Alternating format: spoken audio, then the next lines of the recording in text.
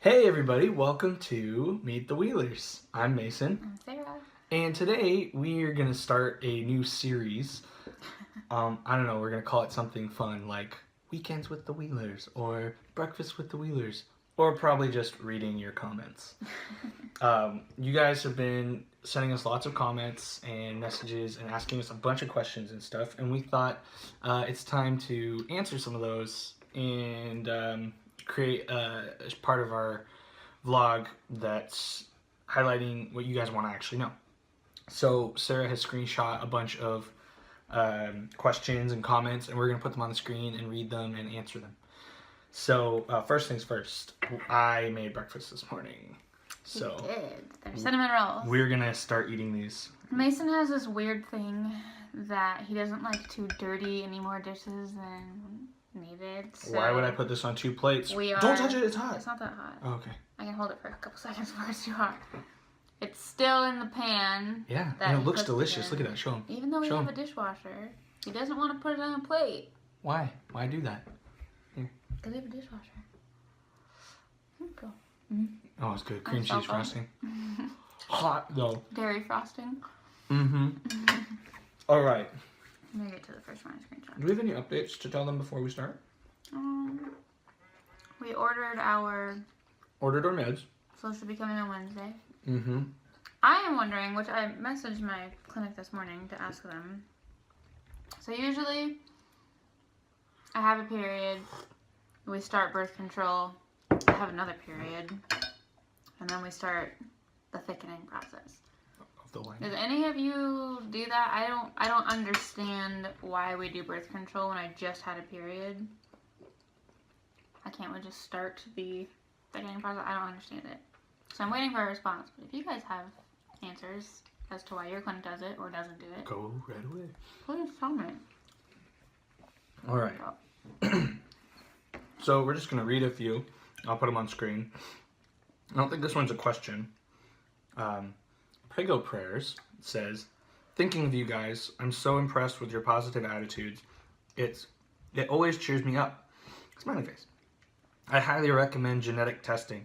I know it's expensive, but my husband and I figured it's less expensive to do that and have a higher chance of success than to possibly have to do many transfers waiting for a normal embryo. Sure enough, we are now pregnant with 2 of our normal genetically tested embryos." Awesome! I didn't know that, guys. We've been following your story for a little while. I actually didn't even know you were pregnant. Congratulations! I guess I need to stay more current on your story. Go follow Prego Prayers. They've actually... I saw their story when they first started vlogging, and they actually... I'll put a link in the description that you guys need to go follow their story. That's pretty awesome what they're overcoming, and their story's actually been featured, I think, on like PBS. Really? Yeah. Yeah. So go check them out, guys. They're pretty awesome. So genetic testing. Why do you? I think we're gonna do it. If we have to. I mean, we can't test our current embryo, final embryo, because it's already frozen. If we have to go down another cycle of IVF, then yes, we will likely do it. We will, probably. I don't know how we're going to afford it, but we'll do figure it out. It's going to be worth it. We'll figure it out. Hopefully we don't have to. Hopefully this one takes, because it's the little embryo that could. And Hashtag little embryo that could. yes. So, I'll read the next one. Okay, this is a good one. Susie Lee asks, or in comments, "I know this is kind of deep, but you started it. I'm wondering what you think God thinks about IVF and genetic testing. Some people feel that any type of assistance is something that goes against their religion. I personally think that God has given us these tools. Speaking from someone who conceived via IUI and a miracle." Yeah, I think it's a good question in that a lot of people wrestle with sort of like messing with nature, you know? I don't know. Do you have anything to say because you picked the question? I think I might have mentioned this in a video a long time ago. I don't know why it has stuck with me for so long. When I was in, I think it was 10th grade in anatomy class, we were talking about like IVF and how people do it to get like designer babies and blah blah blah blah. And we didn't really talk about people having to do it to get pregnant. It was just people who wanted to do it so they could have a perfect baby. Yeah. I remember that. And actually. yeah, and we were, you know. Gattaca. You remember that Yeah, movie? we talked about that, yeah.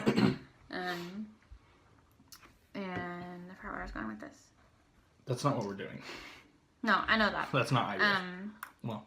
I remember the teacher saying, like, you know, some of you might have to go through this or choose to go through it, and da-da-da-da. I'm like, no, that's not going to be me. Like, I'm not doing that because we're going to get pregnant by ourselves, and I don't need to have a perfect baby. And da-da-da-da. Well, here we are, many, many years down the road, doing IVF. But not to get perfect genetics. Like, we just want to be parents and we have a baby, but... As far as our religion goes, I don't even know how really to answer that question, because that's like kind of like asking, and no offense to you that asked for the question, we're basically in agreement with you. Right. Absolutely, yeah. Absolutely. To me, the question is the same as like, we would identify ourselves as Christian. We follow Jesus Christ. And shoot, it's like saying, why are you taking drugs to cure cancer? You know, like, why, if you have a chance to further life, right? Yeah. I mean, it's like, that's the same level of intervention we feel IVF is. IVF is, and we fully heartedly believe that, you know, God's going to give us the desire of our heart, and that's a baby. And he's going to blow us out of the water with this last embryo. Yeah. Crossing our fingers for that. We believe that there's a plan, and that God can use medicine to do miracles, you know, and that a miracle could be come and manifest in many forms. So we believe that this is the plan for us, and this is what we're supposed to be. So we don't think that this is like interfering with God's plan or playing God or anything like that. I think if we started to try and manufacture our own miracle, that would be different. Like if we tried to force something that we believed was against God's will. But I don't think that's what this is. And the fact that, like, when we very first started this, like, every door opened for it. It worked out. Yeah. I mean, we didn't want to finance it the way we did, but that's the door that opened, so we had to take it. We should do another question. Okay. Oh, yeah. I don't want a little long. Yeah. Next question. I'll read this one. I don't know if that's a question. It's not a question, but it's a point that we've addressed, but we wanted to talk about it again. Okay. I hope I'm not butchering your name. Atala Vidinyal. Yeah, I'm not going to try and say that again. My advice for the next, I'm assuming time, trying to please stop eating pineapple, choosing other fruits like apples, oranges, etc. Some people said pineapples are dangerous for some pregnant women. It can make early miscarriage. And I'm sorry, I don't know what that means at the end, the acronym. I'm thinking it's an acronym. We're horrible with acronyms, FYI. Yeah. Like, we know, like, some of the basics, but... That's a tangent. Okay, There's I'm a lot sorry. of acronyms out there. Basically what it comes down to is, and we've seen your comments a few times about not eating pineapple. We've heard, and we've looked up at the studies that, like, certain foods can be good and bad and whatnot, and basically what we figured out when it comes to pineapple, and we've looked a lot into it, is that pineapple core, the core specifically, is really good for creating like a good sticky uterus or whatever. Sounds disgusting. Only up to a certain point, because I guess pineapple when you're pregnant, like early stages of pregnancy, can actually cause, there's like just as much of a suspicion that it can cause early miscarriage. So, yeah. And I think that's all we're going to say about that, is that like there people, and I've always thought this way, people like get drunk and are on drugs and are out partying every night, no sleep, eating terrible, and they get pregnant easily. And have a healthy pregnancy. And have a healthy pregnancy, baby born. Like, I think that there's a lot that you can do to make it better, but I don't think that we're going to be setting ourselves back or causing miscarriages by having eaten some pineapple at the beginning of our transfer. Yeah, especially now that this last one has failed, and like, and I'm not like, don't tell me what to do, but I'm not gonna eat pineapple. Like, if the doctor wants me to lay down for an extra day, okay, I'll do that. But I'm not gonna keep my feet warm. I'm not gonna eat warm foods to keep my stomach warm. I mean, I'm kind of the point now. It's just like, if it works, it works. Well, hey everybody, thank you so much for asking your questions. And if you guys want to be included in the next episode of Breakfast with the Wheelers, or whatever we're going to call it, submit your comments down below, email us, Facebook us, Snapchat us. We'll cherry pick some questions. And if you really want it to be included, you can tell us. But we really want this to be a community where we're engaging with you guys and supporting each other and answering the questions. So let us know.